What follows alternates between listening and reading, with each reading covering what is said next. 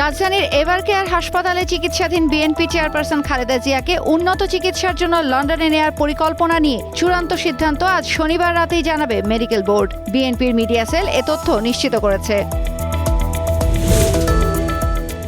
অবিরাম নির্যাতন ও অবহেলার ফলে গুরুতর অসুস্থ বিএনপি চেয়ারপারসন খালেদা জিয়ার জীবন আজ চরম সংকটের মধ্যে রয়েছে মন্তব্য করেছেন দলের ভারপ্রাপ্ত চেয়ারম্যান তারেক রহমান। শুক্রবার নিজের ফেসবুক আইডিতে দেয়া এক পোস্টে এ অভিযোগ করেন তিনি।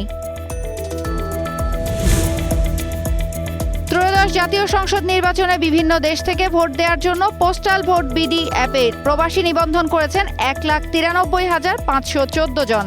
এর মধ্যে পুরুষ 1,74,563 ও নারী 18,951 জন।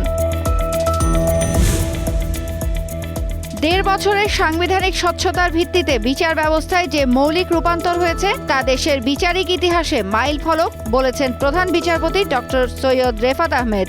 বাণিজ্যিক আদালত প্রতিষ্ঠা দেশের অর্থনীতির জন্য নতুন দিগন্তের উন্মোচন করবে বলেও জানান তিনি। আগামী জাতীয় সংসদ নির্বাচন হতে হবে পুরোপুরি সুষ্ঠু, নিরপেক্ষ। নির্বাচন আইন শৃঙ্খলা বাহিনীর জন্য সবচেয়ে বড় পরীক্ষা। ঝুঁকিপূর্ণ কেন্দ্রগুলোতে ঝামেলা হতে পারে। শনিবার রংপুরে এক অনুষ্ঠানে এসব কথা বলেন পররাষ্ট্র উপদেষ্টা তৌহিদ হোসেন।